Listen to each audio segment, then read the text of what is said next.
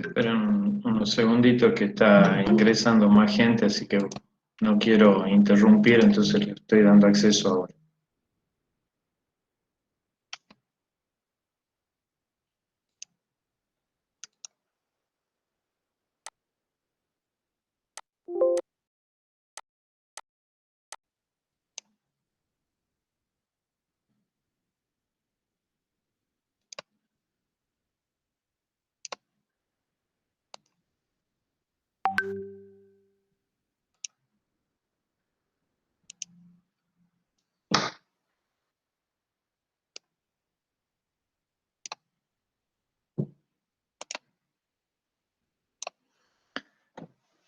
Bueno, pueden ver la- mi pantalla, las diapositivas.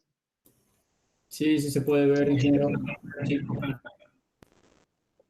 Bueno, les decía que el tema que vamos a desarrollar hoy está vinculado a un elemento estructural muy particular que utilizamos mucho a lo largo del desarrollo del curso, que son las losas. Y en particular nos vamos a referir a un tipo de losas que son las losas macizas de hormigón armado. Este, bueno, aquí está mencionada alguna bibliografía que puede ser de utilidad para profundizar el tema. No los voy a leer a todos, pero destaco el libro apuntado en el segundo punto, el libro del doctor Moller, que es un libro que tiene un buen desarrollo del tema, y después hay otros libros de autores extranjeros en los cuales se pueden ver detalles constructivos interesantes. Este listado de bibliografía lo van a tener ustedes a su disposición, así que, como les decía, no lo voy a leer uno por uno, ustedes después lo pueden consultar. Vamos a comenzar, como siempre, tratando de explicar qué quiere decir o a qué se refiere el título del tema que vamos a desarrollar. Entonces necesitamos hacer una definición de qué entendemos por una losa. Una losa es un elemento estructural de superficie en la cual dos de sus lados predominan sobre la tercera dimensión, que es lo que nosotros le llamamos el espesor. Entonces, geométricamente tenemos una estructura de superficie. Eh, es importante en esta definición no tan solo las características geométricas, sino que para que el elemento trabaje estructuralmente como una losa, es imprescindible que las cargas estén actuando en la dirección perpendicular a su plano medio. Este, Eso es importante porque podríamos tener los elementos estructurales en los cuales dos de sus dimensiones sean mayores que la tercera dimensión y sin embargo desde el punto de vista estructural no trabajan como una losa. ¿A qué nos referimos con eso? En este esquemita que estoy tratando de representarles aquí, nosotros decimos que este elemento tiene dos dimensiones, por ejemplo, esta dimensión le llamamos Lx, esta dimensión Li, y esas dos dimensiones son más grandes que la tercera dimensión, que es el espesor. Ahora, eso es desde el punto de vista geométrico, pero para que realmente este elemento de superficie trabaje como losa, las cargas, decimos, tienen que trabajar en un plano perpendicular al plano medio de esta superficie. Podrían actuar fuerzas en la dirección que contiene el plano medio, pero en ese caso ya no estaríamos hablando de una losa. Supónganse, puede ser, disculpen los dibujos, pero realmente no es fácil dibujar aquí, pero podríamos tener un elemento, por ejemplo, también de superficie, donde dos de sus direcciones, dos de sus dimensiones son mayores que la tercera, pero las cargas actúan en la dirección del plano medio. Por ejemplo, en el ejemplo que estoy representando aquí, esto trabajaría como un tabique o eventualmente podría tratarse de lo que se conoce con el nombre de viga pared. Entonces, losas son elementos de superficie donde dos de sus dimensiones tienen preponderancia respecto de la tercera, que es el espesor, y las cargas actúan en un plano perpendicular al plano medio de esa superficie. Este tipo de carga lleva a que el trabajo de este elemento estructural sea predominantemente a flexión y corte. Donde aparecen este tipo de elementos estructurales en las obras con las que nosotros vamos a tratar en el curso. Generalmente las losas de hormigón armado conforman entrepisos, el piso, digamos, el solado del entrepiso, pueden formar parte de cubiertas y también aparecen como elementos de superficie que reciben cargas de toda la superestructura en las fundaciones y que son las llamadas plateas de fundación.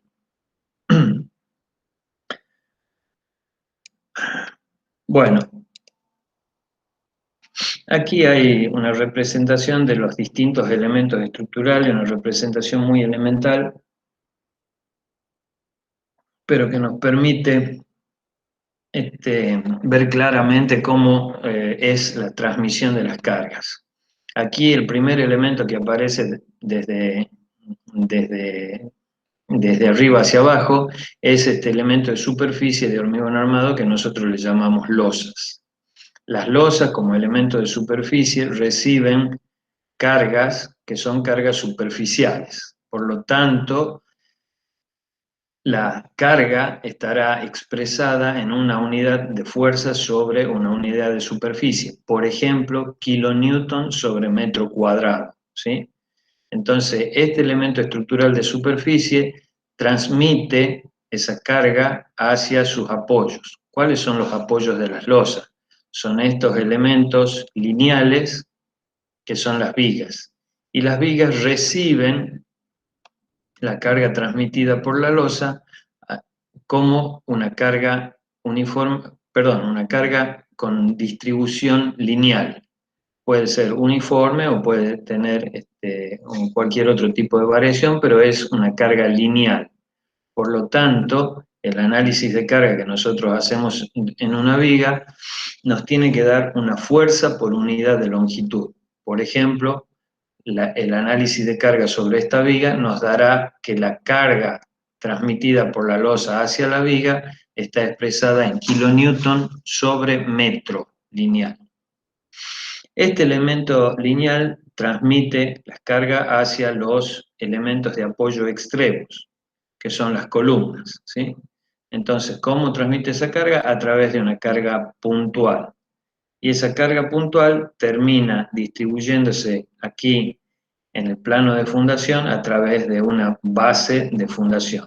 Entonces, todos estos elementos estructurales a lo largo del curso nosotros vamos a ver cómo hacemos para diseñarlos desde el punto de vista de su comportamiento estructural.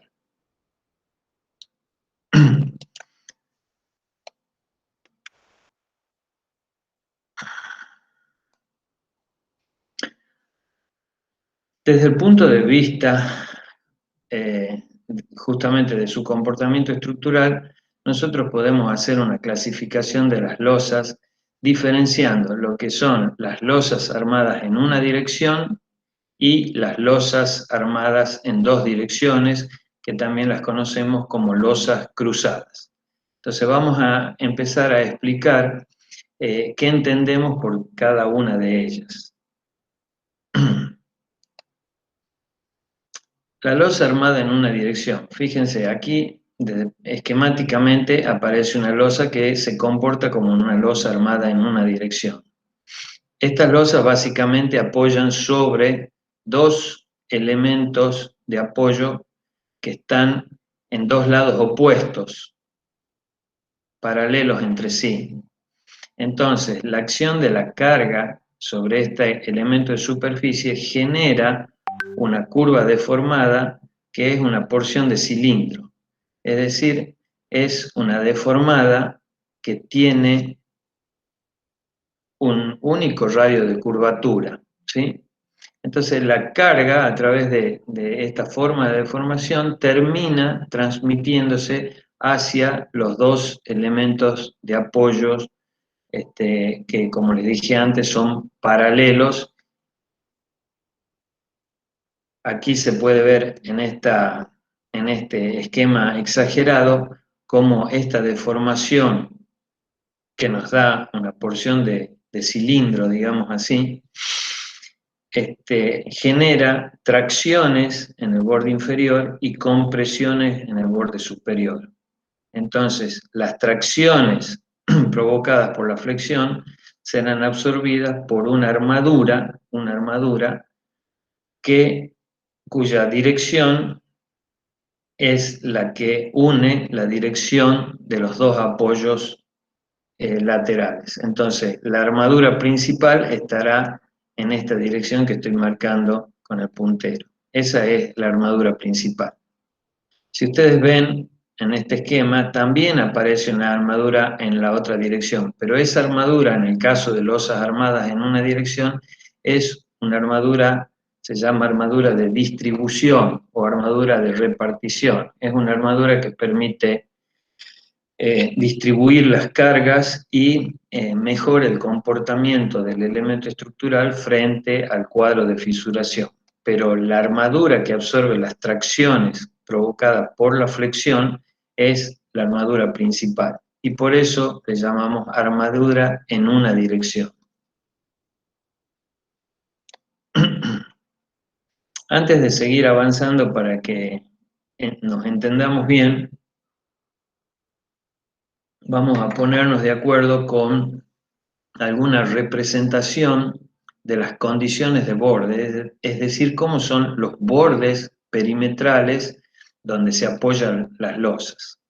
Entonces, para que lo distingamos bien, por ejemplo, una línea acompañada de otra línea de trazos va a significar que es un borde simplemente apoyado. Por ejemplo, una losa que llega a una viga, ¿sí? Ahí tenemos un apoyo simple. Van a ver que a veces ese borde también se representa sin la línea de trazo, o sea, solamente una línea llena. Cuando nosotros marquemos algún borde con línea de trazo, vamos a estar refiriéndonos a que eso se trata de un borde libre, es decir, no aparecen elementos que permitan apoyar la losa ahí, o sea que la losa no puede transmitir cargas hacia ese borde. Ejemplo claro de un borde libre es el extremo de una losa en voladizo, el borde libre de la losa en voladizo lo representaríamos de ese modo. Y otra representación es el borde empotrado, que lo vamos a representar con este achurado, se llama, en el que nos indica que se trata de un borde en el cual la losa está apoyando sobre ese borde y lo consideramos como empotrado porque el elemento de apoyo es un elemento de gran rigidez. Por ejemplo, un tabique de hormigón armado que tenga una rigidez mucho mayor que la losa, entonces nosotros podemos considerar que la losa está apoyada, empotrada en ese tabique. También este tipo de apoyo nos permite representar un borde de una losa que tiene continuidad con otra losa. Es decir, cuando la losa llega a un borde en el cual hay una viga y no continúa, tendremos un borde simplemente apoyado. Aquí en este esquema superior, aquí aparecería una viga. Pero puede darse el caso de que aparezca una viga sobre el cual la losa apoya, pero que del otro lado de la viga haya otra losa. Por lo tanto, hay un apoyo continuo, hay continuidad entre la losa inferior y la losa superior. En ese caso, nosotros podemos representar en forma aislada la losa inferior considerando que ese apoyo es un borde empotrado. Bueno, un poco quería mostrarle la forma en la que vamos a representar cada uno de los bordes para que puedan entender los esquemas que siguen. Entonces estábamos hablando de las losas armadas en una dirección y dijimos que en ese caso hay una armadura principal en una determinada dirección y en la dirección perpendicular a ella aparece solamente una armadura secundaria, una armadura de distribución. Veamos cuándo la losa tiene un comportamiento como losa armada en una dirección. Bueno, uno de los ejemplos en el cual la losa se comporta como una losa armada en una dirección es una losa en voladizo, ¿sí? Tiene un borde empotrado, de acuerdo a la representación que acabamos de ver, tiene un borde empotrado y los otros tres bordes se encuentran libres. Entonces, desde el punto de vista estructural, esta losa trabaja como una losa empotrada. Si yo hago un corte aquí, si hago un corte y miro, no desde el punto de vista físico real, sino desde el punto de vista esquemático, eso nosotros lo podemos representar como una losa que está empotrada en uno de sus extremos y la losa se va a comportar efectivamente como si estuviera armada en una dirección. Para la acción de carga gravitatoria, esta losa, exagerando la deformación, se deformará de ese modo y entonces en esa dirección, en esta dirección, tendremos que poner las armaduras principales y en la dirección perpendicular a ella irá la armadura secundaria o armadura de distribución. Otros casos en los cuales la losa puede ser considerada como trabajando en una dirección son aquellos casos en los cuales la losa está apoyada en dos bordes paralelos y los otros dos bordes quedan libres. Entonces fíjense en este caso, aquí tenemos una losa que está apoyada sobre un borde, le llamemos así, vertical, y paralelo a ello, sobre este otro borde, hay otro apoyo. En cambio, en estos dos apoyos extremos no hay posibilidad de apoyo. En ese caso, la losa trabaja en esta dirección, en la dirección, digamos, horizontal, y esa será la dirección de las armaduras principales. Estos apoyos aquí están representados como apoyos simples, o sea, podría ser unas vigas sobre las cuales descarga la losa, pero también podríamos tener apoyos empotrados. Y estos empotramientos, ya saben ustedes, pueden ser consecuencia de tener un elemento de gran rigidez aquí, una viga muy grande, un tabique de gran espesor, entonces la losa se comporta como empotrada en ese elemento rígido. O también podría ser la representación de una losa que tiene continuidad hacia otras losas que están hacia ambos costados. Entonces, si yo aíslo esta losa, puedo considerar que este borde es un borde empotrado al tener continuidad con otra losa aquí. Aquí es importante hacer la siguiente aclaración. La losa está apoyada sobre dos bordes paralelos. Si yo tuviera que diseñar esta losa y tuviera la libertad de poner los apoyos donde yo pueda, los dispondría así tal cual están representados aquí. ¿Por qué? Porque a mí me conviene que la losa tenga la menor luz de cálculo. Si esta es la dirección principal, ¿sí? Fíjense que yo voy a calcular el momento de esta losa. El momento de esta losa es como si yo tuviera una viga que tiene una profundidad unitaria. Entonces, si yo tuviera que dibujar un diagrama de momento debido a una carga uniformemente distribuida, el momento sería así, ¿sí? Donde este sería el valor, el momento más grande, ¿sí? ¿Y cuánto valdría ese valor? Y bueno, ustedes ya saben, valdría la carga por la luz, que en este caso sería esta luz, al cuadrado dividido en 8, ¿sí? Entonces yo la dispondría de esa manera los apoyos sobre los bordes más largos, quedándome como luz de cálculo la luz menor. ¿Y por qué digo que elegiría esta disposición? Porque si yo pusiera, por ejemplo, los apoyos aquí, en este borde y en este borde, y me quedaran libres los bordes estos largos, bueno, ahora la losa se va a comportar como armada en una dirección, pero con la otra luz en la otra dirección, y entonces el momento va a ser mucho más grande porque cuando yo multiplique la carga por la luz al cuadrado, ahora la luz de cálculo va a ser esta. Entonces, yo siempre que pueda diseñar una losa armada en una dirección, voy a elegir como bordes de apoyos, aquellos bordes de apoyos que sean perpendiculares a la luz menor. De esa manera voy a estar efectivizando el comportamiento de la losa.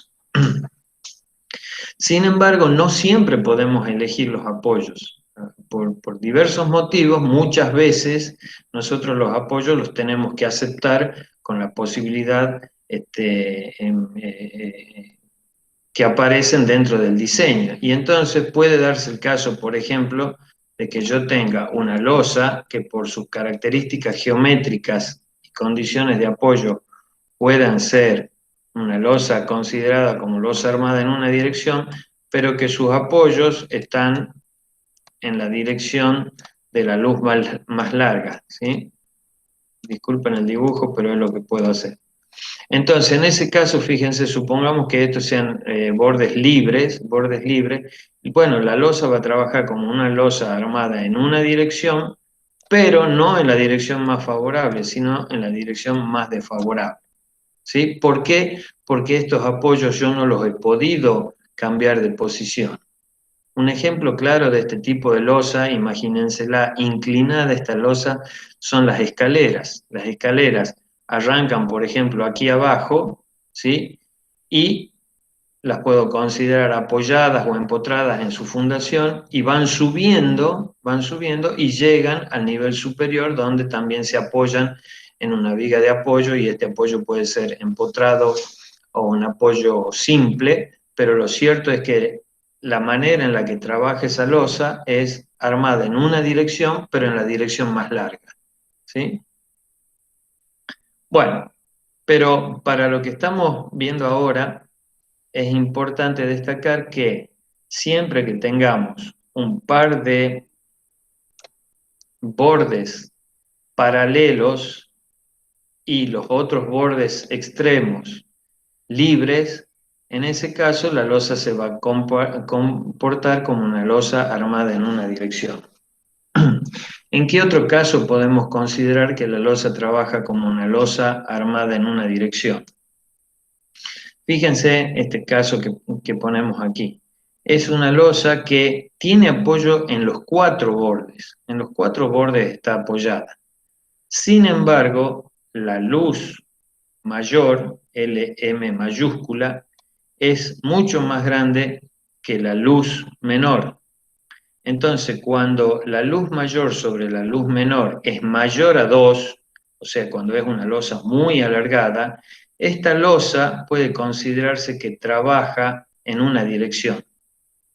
Efectivamente, cuando nos estemos acercando hacia los apoyos, aquí va a haber un comportamiento en el cual este apoyo va a tener una cierta influencia. Pero en la zona central, que es la que generalmente nos interesa para el dimensionado, la losa, por la relación de luces que tiene, va a trabajar según la dirección de la luz menor.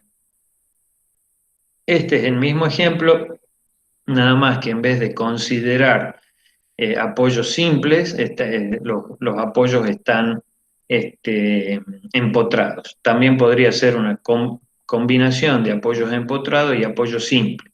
Lo que importa en este caso es que la relación de luz mayor sobre la luz menor es mayor que 2 y entonces la losa trabaja en una dirección, o es decir, podríamos considerar que la losa trabaja en una dirección. Este límite de 2 varía según los autores. Ustedes pueden ver algunas bibliografías, incluso algunas tablas, que este límite es 1,5, pero como les digo, eso depende de apreciaciones de cada uno de los autores. Pero lo que nos está diciendo esta relación es que cuando se trata de una losa muy alargada, digamos así, cuando está muy alargada en una dirección, bueno, se puede considerar que la losa trabaja como losa armada en una dirección y la dirección principal es la dirección de la luz menor. Bueno, entonces esas son todas las posibilidades en las cuales nosotros podemos considerar que la losa trabaja en una dirección. Cuando nosotros estamos diseñando, ya saben ustedes que una de las cosas que tenemos que hacer es hacer el análisis de carga. Y para poder analizar las cargas, dentro de las cargas muertas, aparece una carga que tiene mucha incidencia dentro de las cargas muertas, que es el peso propio del elemento estructural. En este caso, el peso propio de la losa armada en una dirección. Entonces, para poder determinar el peso propio de esa losa, nosotros lo primero que tenemos que hacer es definir de antemano su espesor. Ya sabemos que en esta etapa de predimensionado lo único que estamos haciendo es tratar de establecer un espesor razonable. No sabemos si ese será el definitivo, pero por lo menos nos permite comenzar nuestro trabajo. Nosotros verificaremos después con el dimensionado si ese espesor es el adecuado o nos conviene aumentar o reducir ese valor. Pero para poder empezar a trabajar tenemos que recurrir a alguna regla para poder hacer el predimensionado de ese espesor. Entonces para eso contamos, por ejemplo, con esta tablita de coeficientes, una tabla que nos da coeficientes que nos permiten predimensionar losas armadas en una dirección. Algo de esto ya han visto en la primera clase que tuvimos. Entonces, el espesor o la altura total de la losa H la podemos calcular como una relación entre la luz que tiene la losa y un coeficiente, y ese coeficiente depende de las condiciones del borde. A eso le sumamos el recubrimiento de la losa y eso nos va a dar la altura total o el espesor de la losa. Entonces, por ejemplo, si nosotros tenemos una losa armada en una dirección, yo la puedo esquematizar como, digamos, una viga que tiene una determinada profundidad, pero yo, como trabaja en una dirección, la puedo representar directamente como un elemento lineal, y para predimensionar la altura de esa losa haría la luz de la losa, o sea, la longitud que separa los apoyos de esa losa, dividido en este coeficiente que sería 30, y a eso le tendría que sumar un recubrimiento. El recubrimiento para losa puede estar en el orden de los 2 centímetros. Esto también ya lo conversaron con el ingeniero Blanca cuando vieron el tema de flexión. Los recubrimientos nos permiten proteger la armadura, y el recubrimiento, justamente como es una medida de protección, varía según las condiciones externas en donde se encuentra el elemento estructural. Cuanto más agresivas son esas condiciones externas, mayor es el valor del recubrimiento. Pero para los casos normales, en una losa, se puede estimar que esa protección, ese recubrimiento, está en el orden de los 2 centímetros. ¿Qué pasa con estos coeficientes? Aquí la aclaración que hace es que en realidad no son coeficientes de tipo reglamentario, sino que surgen de criterios muy difundidos en el medio profesional y que permiten estimar con buena razonabilidad el espesor de una losa. para aquellos casos en que las sobrecargas no van más allá de 3 kilonewtons sobre metro cuadrado, que sería el caso general de los edificios de pequeña y mediana envergadura, que son los que tratamos en el curso. Con esto, ¿qué les quiero decir? Que no hay que aferrarse tanto a estos coeficientes. Estos coeficientes son solamente un indicador que nos permite comenzar a trabajar, ¿sí? Y por supuesto, estos valores que nosotros obtenemos aquí generalmente no son números redondos, pero nosotros tenemos que adoptar números que sean constructivamente factibles, ¿sí? Entonces, por ejemplo, si a mí me da un valor de H de 14,7 centímetros, no voy a adoptar ese valor para hacer la losa de mi construcción. Tomaré directamente 15 centímetros. Y pasado lo mismo, es decir, si esta expresión me arroja un valor que es, por ejemplo, 15,2 centímetros, no voy a tomar 15,2 centímetros, ¿sí? Sino que directamente tomaré 15 centímetros. Bueno, entonces, de esta manera nosotros podemos avanzar en el diseño de la losa armada en una dirección porque podemos conocer el espesor que tiene esa losa. Entonces, con ese espesor de la losa vamos a poder calcular el peso propio de la losa. Entonces, cuando nosotros hacemos un análisis de carga sobre la losa, lo primero que tenemos que hacer es diseñar cómo estará conformado el entrepiso, la cubierta o la losa que nosotros estemos diseñando. Entonces, nosotros tendremos que proponer un detalle constructivo de cómo es esa conformación. Y tendremos que evaluar el peso de cada uno de los componentes que conforma ese detalle.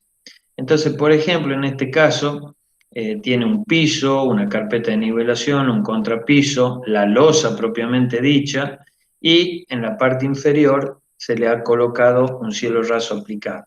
Entonces analizamos uno por uno cada uno de esos elementos, multiplicando el peso unitario del material con el cual está conformado el elemento que nos interesa y multiplicándolo por el espesor, ¿sí? Eso es lo que nos interesa, porque nosotros necesitamos sacar una carga superficial, no necesitamos el peso total en toda la superficie de la losa, no, necesitamos el peso por metro cuadrado que tenemos en esa losa.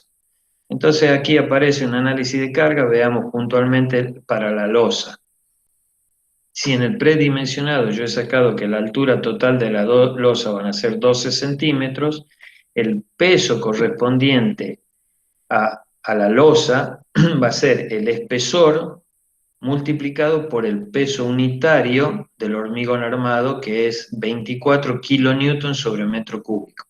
Entonces 0,12 metros por 24 kilonewtons sobre metro cúbico me da 2,88 kilonewtons sobre metro cuadrado. O sea, la carga que estoy obteniendo es expresada en una unidad de superficie. Hago eso para todos los elementos que conforman el paquete y saco lo que llamamos la carga muerta, ¿sí? Que la identificamos con la letra D. Bueno, ya saben que además de la carga muerta, este entrepiso, digamos, cumplirá alguna función, algún uso va a tener. Entonces, en función del uso que se le va a dar al ambiente en el cual vamos a estar armando esta losa, nosotros podemos obtener lo que le llamamos la carga viva o sobrecarga. Supongamos que se trate del piso de una oficina.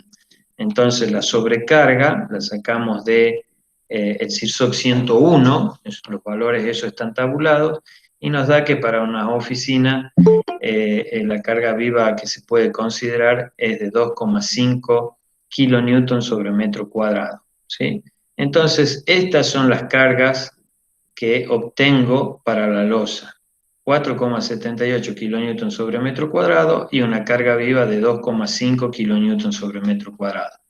Por supuesto que este valor es un valor que depende de cómo esté diseñado el paquete constructivo. Pero ¿qué es importante destacar? Que ustedes los tienen que tener más o menos en mente. La carga muerta de una losa está en ese orden. 5 kilonewton sobre metro cuadrado, 6 kilonewton sobre metro cuadrado. Entonces, si me da, no sé, 6,5 kilonewton por metro cuadrado, puede ser algún elemento o es una losa de un espesor mayor o tengo algunos elementos constructivos más pesados, pero les quiero decir que si estamos diciendo que los valores normales están entre 5 y 6 kilonewton por metro cuadrado, 6,5 no nos debiera llamar la atención. Ahora, cuando nosotros hacemos nuestro análisis de carga y este valor nos da 15 kilonewton sobre metro cuadrado y algo está mal, algo hemos hecho mal. Entonces ese es un número que ustedes tienen que tenerlo más o menos en mente. Como les digo, no 4,78, pero sí un valor que debiera oscilar entre 4,5, 6, 6,5 kilonewton sobre metro cuadrado para una losa tipo de la clase de estructuras con las que nosotros trabajamos. Ya saben que estas cargas muertas y la carga viva no se suman directamente, sino que por el método de diseño que nosotros utilizamos se hace una superposición en donde se mayoran las cargas con dos coeficientes de mayoración de carga. Entonces, una de las superposiciones que usamos es amplificando la carga muerta con el coeficiente de mayoración 1,2 y amplificando la carga viva con un coeficiente de mayoración 1,6. ¿Sí? Esta carga requerida también se debe comparar, digamos, con la superposición que no considera la sobrecarga y que amplifica la carga muerta con el coeficiente 1,4. Me van a disculpar un segundito, quiero ver si hay gente que está esperando para ingresar. Discúlpenme un segundo.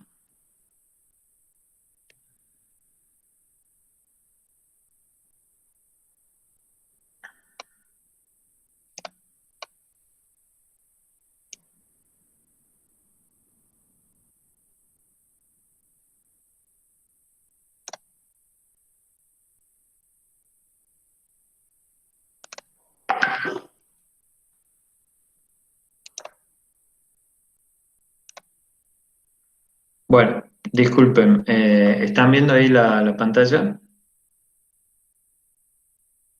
Sí. Bueno. Entonces, de ese modo obtenemos la carga mayorada, que es la que nos va a servir para el diseño de la losa. Una vez que tenemos la carga mayorada, ¿qué es lo que sigue? Sigue el análisis y el dimensionado. El análisis quiere decir encontrar los momentos requeridos, ¿sí?, para las cargas mayoradas. En el caso de las losas armadas en una dirección, respecto al análisis no tenemos ninguna novedad. ¿Por qué? Porque se tratan exactamente igual que si se tratara de una viga, nada más que consideramos que tienen un ancho unitario, o sea, tienen un ancho de 1 metro. Entonces, vamos a tener un efecto de flexión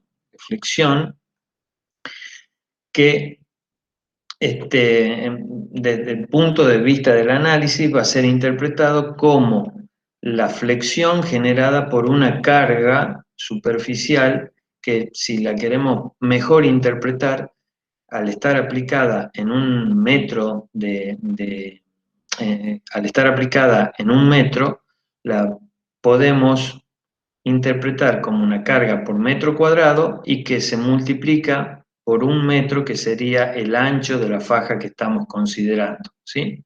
Entonces, si es una losa armada en una dirección, directamente calcularemos como si se tratara de una viga, ¿sí? Por ejemplo, si fuera una losa que tiene simplemente este tipo de apoyos armada en una dirección, entonces en la dirección principal tendrá estas características y yo le voy a aplicar la carga mayorada que he obtenido con anterioridad, nada más que a esa carga la voy a multiplicar por 1 metro porque estoy considerando que en la otra dirección, en esta dirección, estoy tomando una faja que tiene 1 metro de profundidad, ¿sí?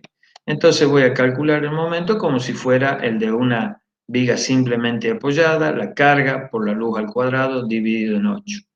Si por ejemplo tengo una losa, a ver, lo representemos aquí en planta. Supongamos que tengamos una losa armada en una dirección que está aquí, está simplemente apoyada.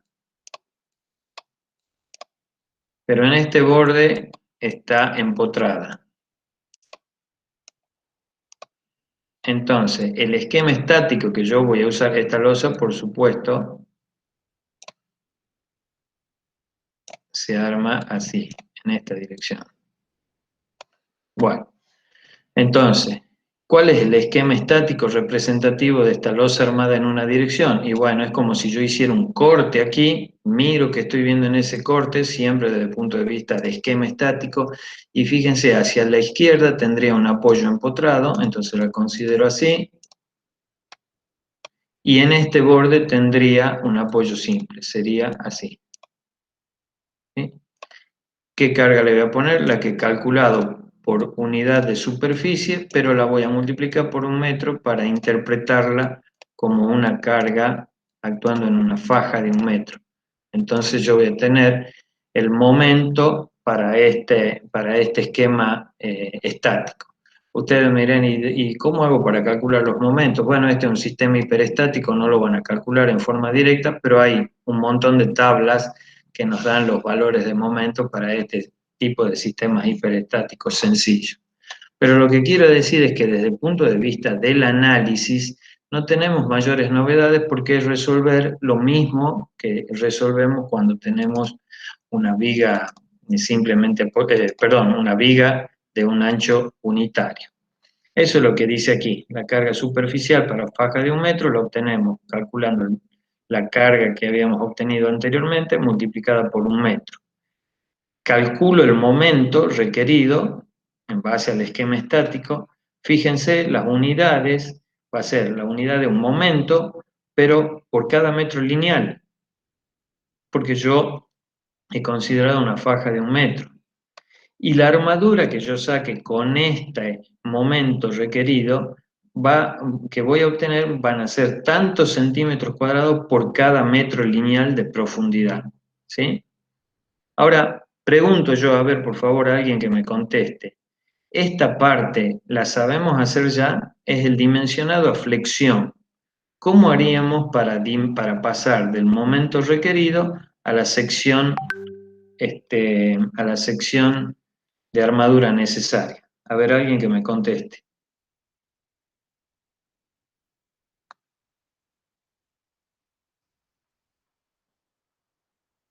No vayan a creer que tenemos toda la mañana, ¿no? Así que...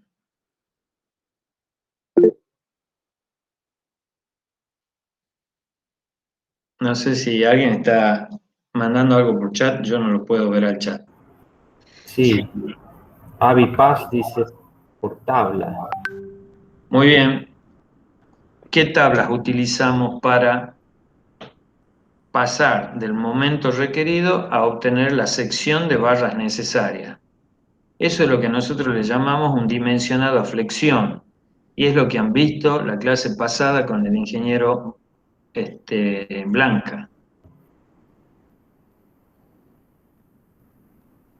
A ver, alguien que me diga cuáles son las tablas que usamos, cómo se llaman, cómo se llama el parámetro que nosotros tenemos que calcular para pasar del esfuerzo requerido, en este caso el momento, a una sección de armadura que sea capaz de darme la resistencia suficiente para absorber esas cargas.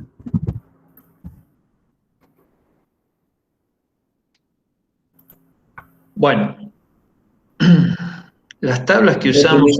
Sí, a ver, por favor. Utilizando la tabla de flexión 3, Así es, con así es, cadena. así es.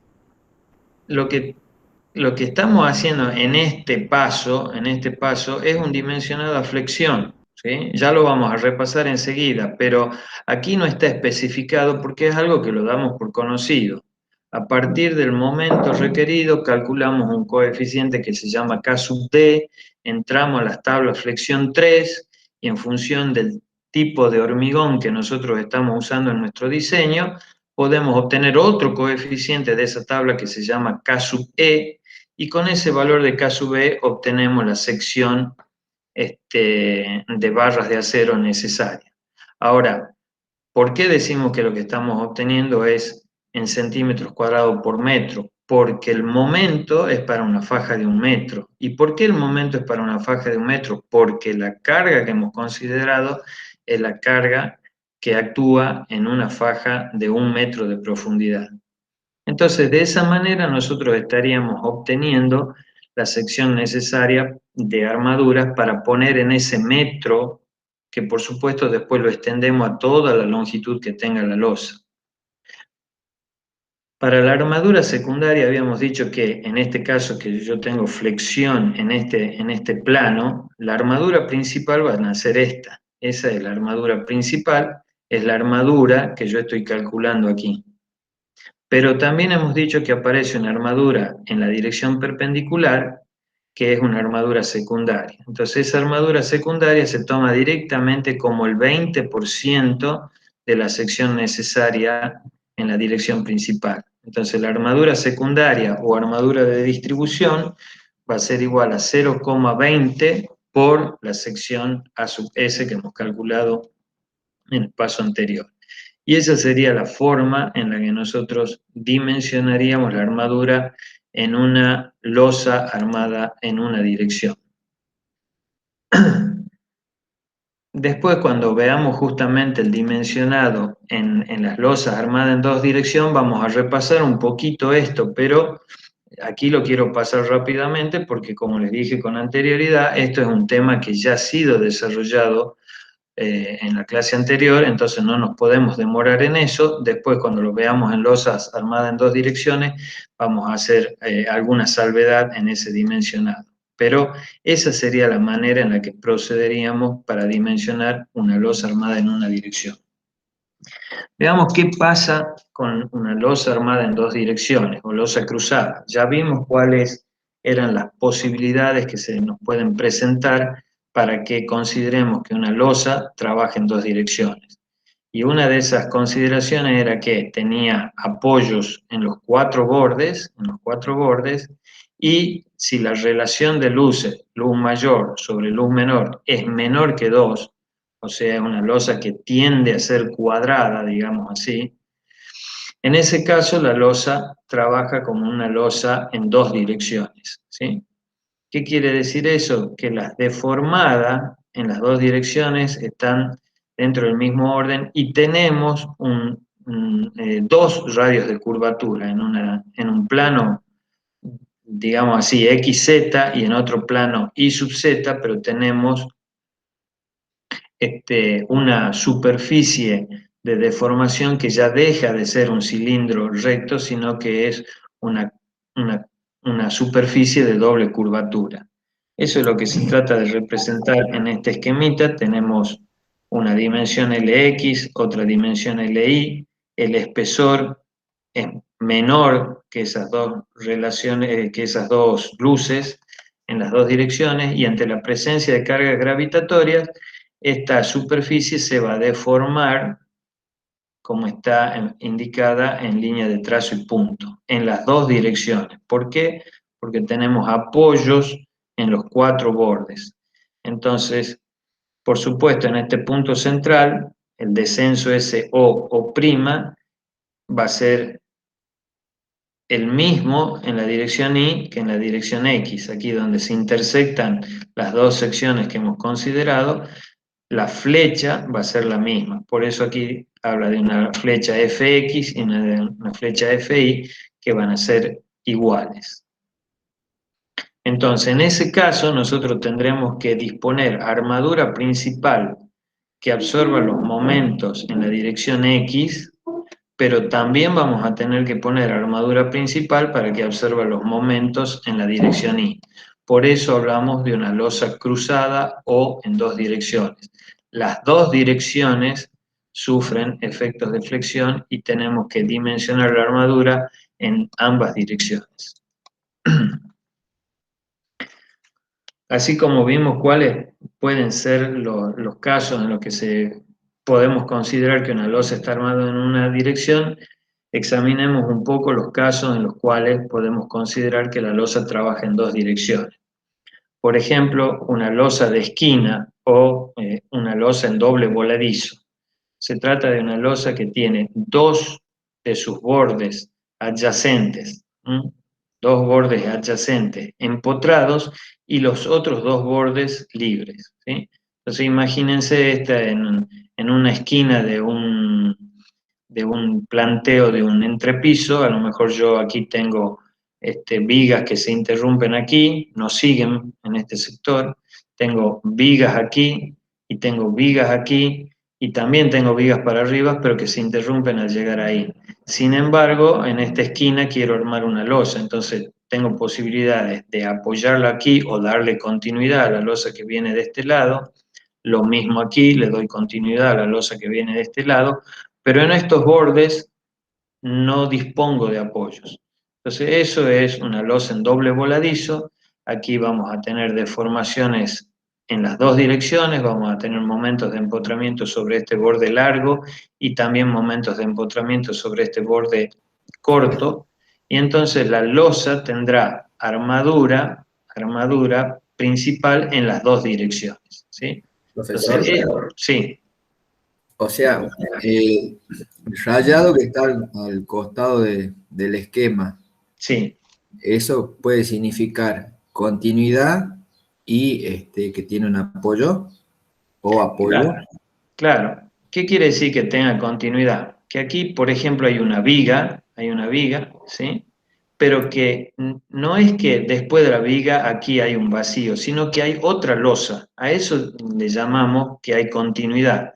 O sea, tengo un voladizo, un apoyo que sería la viga y otra losa que hay aquí. ¿Por qué no la represento a la otra losa? Porque en este momento me está interesando estudiar esta nada más.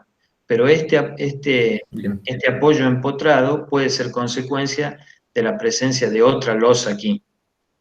¿Sí? Eso es lo que le expliqué cuando vimos los diferentes tipos de apoyo. Este tipo de apoyo puede ser como consecuencia de una losa que está aquí y que da continuidad a esto, o puede ser la presencia, por ejemplo, de un elemento de apoyo de gran rigidez, ¿sí? Por ejemplo, un muro de hormigón armado de gran espesor o una viga muy grande, muy rígida, entonces la losa no se deforma girando aquí en este borde, sino que la gran rigidez de este elemento estructural hace que la deformación aquí arranque, digamos, arranque con una tangente horizontal y después empiece a curvarse. Entonces, eso sería la representación de un apoyo empotrado. ¿Cuándo podemos también considerar que la losa trabaja en dos direcciones? Cuando está apoyada en 3 o 4 bordes, pero la relación de luces, la luz mayor sobre la luz menor, es menor que 2. ¿Se acuerdan que cuando era mayor que 2, decíamos la losa trabaja en una dirección y la dirección principal es la luz menor? Ahora, cuando esa relación es menor que 2, quiere decir que ya no se trata de una losa tan alargada. Ya la luz mayor y la luz menor empiezan a hacerse parecidas y tienden a que la losa sea casi cuadrada, digamos así, ¿sí? Entonces, en ese caso, cuando hay una tendencia a que estos lados sean iguales y tengo apoyos en los 4 bordes, o también podrían ser 3 bordes apoyados y uno libre, en ese caso la losa se comporta como una losa armada en dos direcciones. Y entonces tendremos que calcular armadura en una dirección y armadura principal en la otra dirección, ¿sí? Esto es lo mismo que esta situación, nada más que cambian las condiciones de apoyo, donde tenemos apoyos empotrados y no apoyos simples. Ya les comenté con anterioridad que también puede haber una combinación de apoyos entre apoyos empotrados en algunos lados y apoyos simples en otros, ¿sí? Bueno, ¿cómo hacemos para predimensionar las losas en dos direcciones? Bueno, las losas dos direcciones tenemos esta tabla que es una recomendación del CIRSOC 201 y sirve para losas armadas en dos direcciones, ¿sí? Aquí nos aparecen las condiciones de vínculo, por ejemplo, una losa simplemente apoyada, aquí una losa no se ve bien, pero este borde está empotrado y este borde empotrado, y esta es otra losa en la que los cuatro bordes están empotrados. Aquí aparece la relación de lados, es decir, la longitud L mayor sobre L menor, o si quieren LX sobre LY, pero es la relación de lado. Y entonces aquí están los dos extremos, o sea, cuando la losa es muy alargada, cuando está en el límite, beta igual a 2, la luz mayor sobre la luz menor es igual a 2, o la losa cuadrada, cuando los dos valores, la luz mayor sobre la luz menor, son iguales y entonces la relación beta nos da igual a 1. Y aquí es cuando hay mampostería apoyada sobre la losa, perdón, cuando no hay mampostería apoyada sobre la losa, y aquí cuando tenemos mampostería apoyada sobre la losa. Y para distintos valores de sobrecarga que uno podría considerar.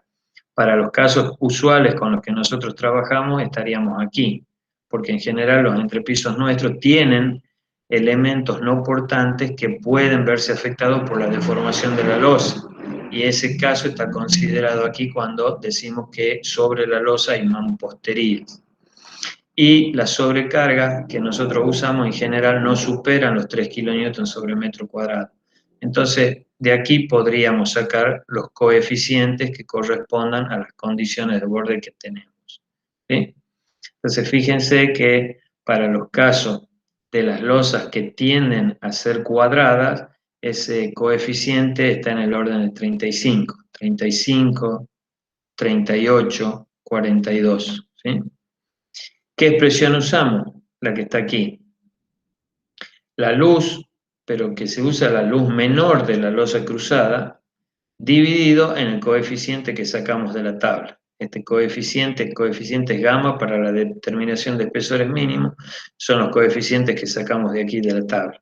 Entonces quiere decir que para una losa cruzada nosotros estaremos en el orden de la luz menor dividido en 35, por ejemplo, ¿sí?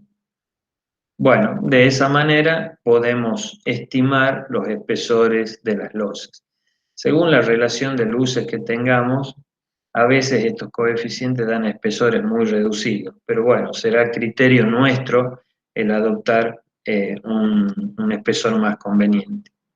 Pero lo cierto es que de esa manera nosotros podemos dar un puntapié inicial a nuestro diseño estableciendo un espesor adecuado para la losa con la que estamos trabajando. Hacemos lo mismo que hacíamos para una losa armada en una dirección. O sea, planteábamos un paquete constructivo y hacíamos el análisis de carga, ¿sí? Obteníamos la carga muerta, que ya hemos hecho algunas consideraciones referidas a este valor, la carga viva que la sacamos en función del uso que se le va a dar a la losa, superponemos las cargas con los coeficientes de mayoración de carga que correspondan y ya tenemos lo que nosotros le llamamos la carga mayorada, W sub U. Todo esto es exactamente lo mismo que hacíamos para losas armadas en una dirección. Y ahora sí aparece alguna novedad, digamos, que tiene que ver con el análisis, o sea, con la determinación de los valores de momentos que nos van a permitir hacer el dimensionado. Así como en las losas armadas en una dirección no teníamos ninguna novedad, digamos, al respecto, en el caso de las losas cruzadas sí tenemos que ver alguna manera particular para poder determinar los esfuerzos de sección en este tipo de elementos estructurales. Entonces, para poder hacer ese análisis, lo primero que tenemos que hacer es diferenciar dos casos que son muy importantes entenderlo y diferenciar. Por un lado tenemos lo que le llamamos las losas cruzadas aisladas, ¿sí? Esa es una losa que tiene en su perímetro, los apoyos podrían ser de cualquier tipo de los que ya hemos visto, pero constituye, digamos así, el entrepiso en sí, la losa en sí, es un único paño, ¿sí? Los apoyos podríamos tener varios, por ejemplo, si aquí yo tengo una viga, yo podría tener una columna aquí en este extremo y otra columna en este extremo. Entonces tendría como una viga de un tramo, pero también podría ser un apoyo, podría tener apoyos intermedios, por ejemplo, podría tener una columna aquí, una aquí en el medio y otra aquí. Entonces la viga sí va a ser una viga continua, y así lo podría tener en los cuatro bordes. Entonces las vigas sí se van a comportar como vigas continuas, pero la losa sigue apoyándose sobre las vigas perimetrales. Entonces la losa sigue teniendo un solo paño, y a ese tipo de losa es la que nosotros le llamamos losas aisladas, ¿sí? Es un solo paño de losa, no hay continuidad hacia arriba, hacia la izquierda, hacia abajo, hacia la derecha. Es un solo paño que está aislado. Entonces, esa es una posibilidad en la que se nos presenten las losas. Y la otra posibilidad es que se nos presenten las que llamamos losas cruzadas, pero continuas, ¿sí? En ese caso, este es un esquema muy elemental, pero representativo. ¿A qué le llamamos losas cruzadas continuas? Cuando tengo varios paños de losas. Aquí hay representado 1, 2, 3, 4 por 3, son 12 paños. Cada uno de esos se apoya en vigas perimetrales. Por ejemplo, aquí tengo un paño lateral, aquí tengo un paño central, pero lo cierto es que por la disposición de apoyos que yo tengo para las losas no están aisladas como esta, sino que conforman un conjunto que lo conocemos como losas cruzadas continuas. Entonces, por supuesto, en general, dentro de las construcciones nos vamos a encontrar con casos como estos, ¿sí? Con losas cruzadas continuas. Pero podría darse el caso de algún entrepiso, una cubierta liviana, en el que tengamos una losa cruzada aislada. Entonces, es importante porque hay una diferencia sustancial en cómo determinar los esfuerzos para este caso que para este caso. Entonces, tenemos que tener claro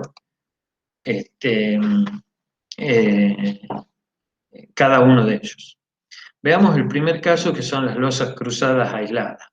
Para las losas cruzadas aisladas hay tablas que permiten calcular los momentos. Si son losas cruzadas, quiere decir que nosotros vamos a tener momentos en dos direcciones. Le llamemos, como generalmente hacemos, a la dirección horizontal X y a la dirección vertical Y. Entonces nosotros vamos a tener momentos MX y momentos MY. Y hay una serie de tablas, hay muchas tablas hechas por distintos autores que nos permiten determinar unos coeficientes, sacamos unos coeficientes de esas tablas que nos permiten calcular los momentos para losas cruzadas aisladas. ¿De qué dependen las tablas esas a las que estoy haciendo referencia? ¿Cuáles son los parámetros con los que tenemos que ingresar?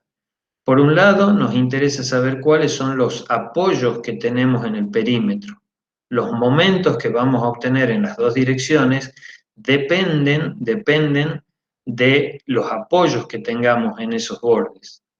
Y el otro parámetro que es importante para ingresar en estas tablas es la relación de luces, es decir, LX sobre LY o la luz mayor sobre la luz menor. Eso depende de cada una de las tablas que nosotros estemos utilizando.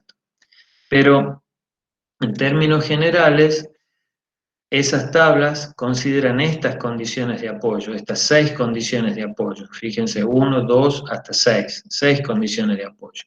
Aquí, cuando todos los bordes están simplemente apoyados, aquí cuando 3 de los bordes están simplemente apoyados y 1 empotrado, aquí hay 2 bordes paralelos simplemente apoyados y 2 bordes paralelos empotrados. Aquí tenemos 2 bordes empotrados y 2 bordes simplemente apoyados.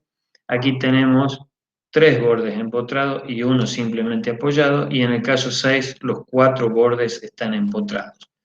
Todos estos casos, si la luz mayor sobre la luz menor es menor que 2, como dijimos antes, son casos en los que se pueden considerar que las losas trabajan como losas cruzadas.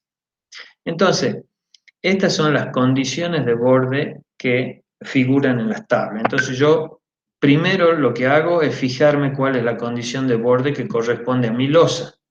Y elijo, por ejemplo, que sea la condición 1. Entonces, con esa condición de borde y la relación de lados, puedo calcular unos coeficientes.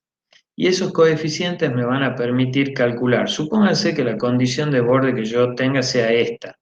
Tengo empotrado, empotrado, empotrado y aquí arriba un borde simplemente apoyado. Por lo pronto voy a tener un momento en esta dirección, que le voy a llamar MX.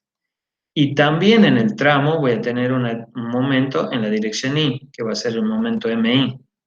Ahora, como estos dos bordes son empotrados, también voy a tener momentos de empotramiento.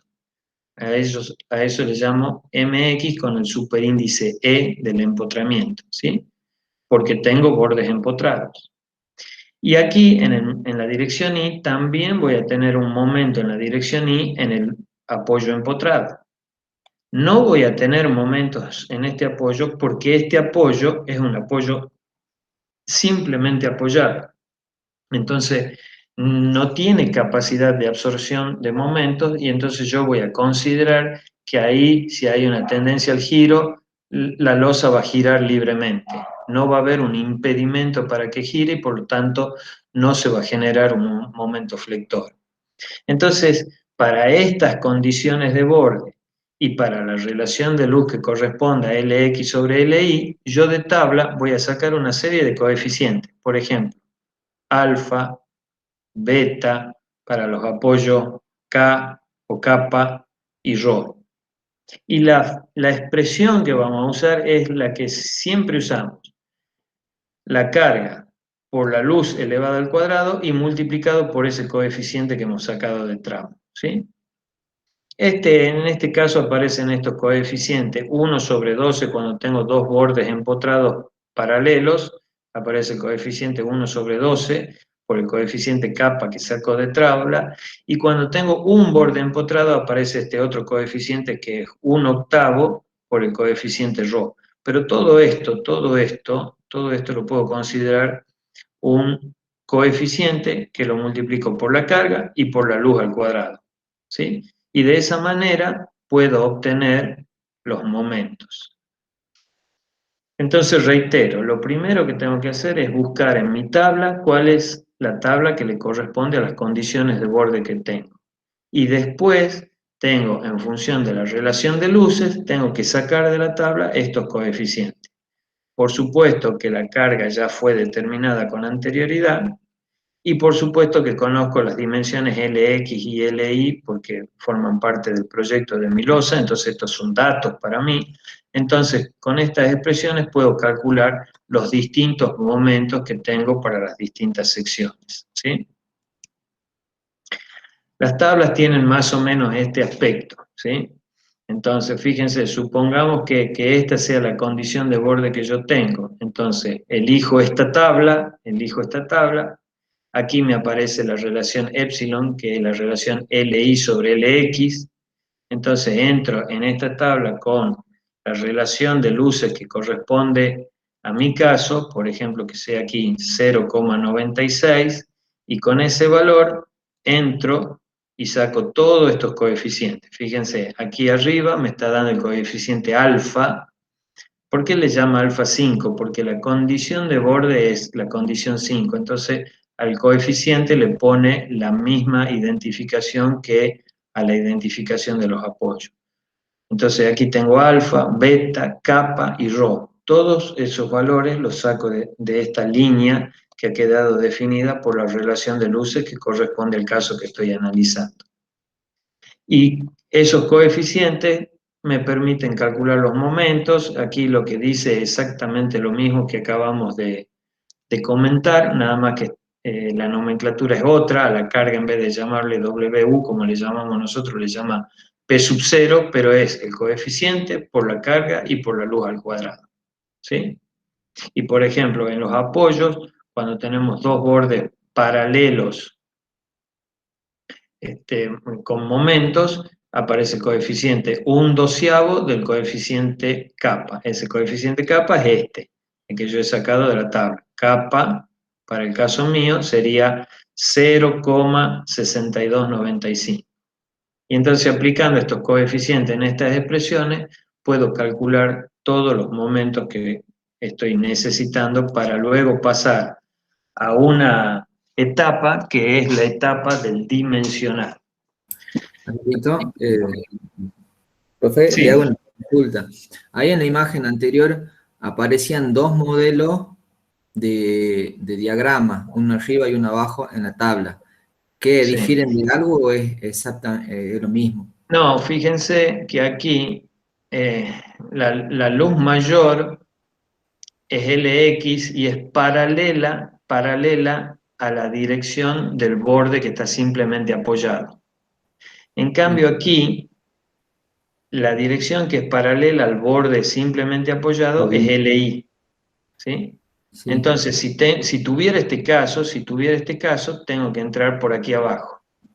La relación LX sobre LI, la luz menor sobre la luz mayor, y entonces entro por aquí abajo. Sí. ¿Se entiende? Sí, sí. Lo que ha cambiado es la nomenclatura, digamos, del lado respecto del borde que está simplemente apoyado. Sí, otra consultita. Me he mareado un poco cuando dijo que generalmente las losas cruzadas tienden a ser cuadradas por el coeficiente de que tienen que ser, cuando se hace el coeficiente de L, ¿cómo era? LX y LI tiene que ser menor de 2, ¿así era, verdad? Claro, la luz mayor sobre la luz menor Sí. nos está dando una idea de lo alargada o no que es la losa. Si Claro. esa relación luz mayor sobre luz menor fuera 10, ¿qué quiere decir eso? Que la luz mayor es 10 veces la luz menor. Paso multiplicando la luz menor al otro término y me queda que la luz mayor es 10 veces la luz menor.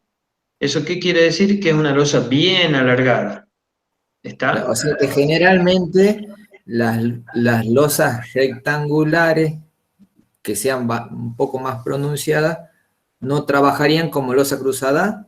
Exactamente. Ah, bien. Entonces, así como te he dado un ejemplo de que la luz mayor sobre la luz menor es mayor que 2, ahora vayamos al otro extremo. Supongamos que la luz mayor sobre la luz menor sea menor que 2, que sea 1. ¿Qué quiere decir que la luz mayor sobre la luz menor sea 1? Quiere decir que la luz mayor es igual a la luz menor. ¿Sí? En general sería algo cuadrado, trabajaría cruzada. Claro, entonces cuando la losa tiende a que los lados sean parecidos, digamos así, estamos tendiendo a una losa cuadrada. Sí, Y en ese caso, si tengo apoyo en los cuatro bordes, la losa trabaja como losa cruzada. Ajá. En cambio, cuando yo tengo una losa muy alargada, como esa del ejemplo anterior, que la luz mayor es 10 veces la luz menor, es una losa bien alargada. Y entonces, por más que tenga apoyo en los cuatro bordes, En la zona central esa losa va a trabajar prácticamente como una losa armada en una dirección. Ah, por más que esté armada cruzada. Por más que tenga 4 apoyos.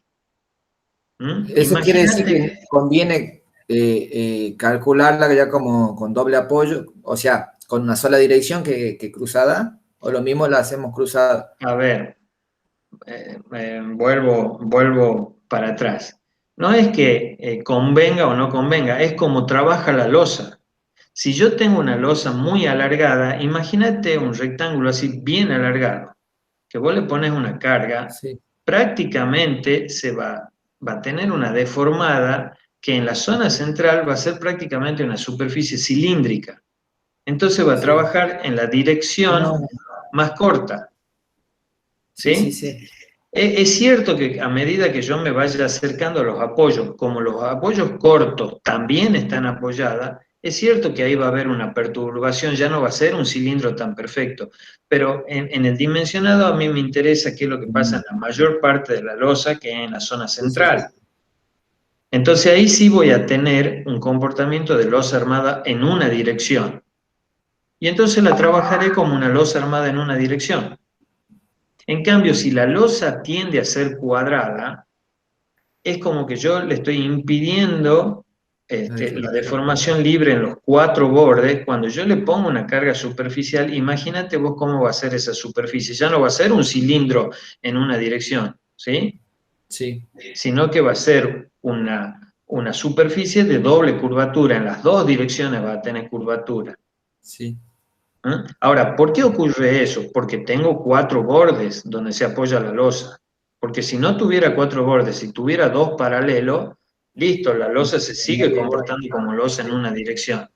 Ya, ya, Bueno, ya, ya. se entiende, ¿verdad? Sí, sí, perfecto. Gracias.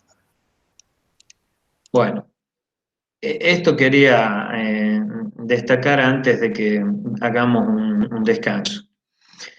Dice, muy importante, tengan en cuenta que los momentos que nosotros hemos obtenido para esa losa, acuérdense que estamos viendo cómo calculamos los momentos en una losa cruzada aislada, ¿sí? Las losas podían ser aisladas o losas cruzadas continuas. Ya hemos visto cómo sacamos de una tabla los coeficientes para calcular los momentos en las 2 direcciones de una losa cruzada aislada. Y los momentos esos que estamos obteniendo lo hemos sacado para la carga WU, o sea, para la carga mayorada por los coeficientes de mayoración de carga. Por lo tanto, los momentos que hemos obtenido de esa manera son los que le llamamos momentos requeridos, ¿sí? MU, momentos requeridos. Y nosotros para dimensionar, recuerden ustedes que no usábamos el momento requerido, sino que usábamos los momentos nominales. Entonces, de los valores que hemos sacado por tabla, ahora nos resta dividir en el coeficiente de reducción de resistencia para tener los momentos nominales, ¿sí? Y con esos momentos nominales es con los que vamos a hacer el dimensionado. El coeficiente de reducción de resistencia, recuerden ustedes que en caso de flexión era 0,9. Entonces nosotros hacemos el momento requerido dividido en 0,9 y sacamos el momento nominal. ¿Sí? Bueno, vamos a hacer aquí un descanso, vamos a descansar unos 15 minutos, a las 10 menos 20 nos volvemos a reunir. ¿Sí? No sé si prefieren, para que no se olviden de las consultas, si alguien quiere hacer una consulta, la quiere hacer ahora,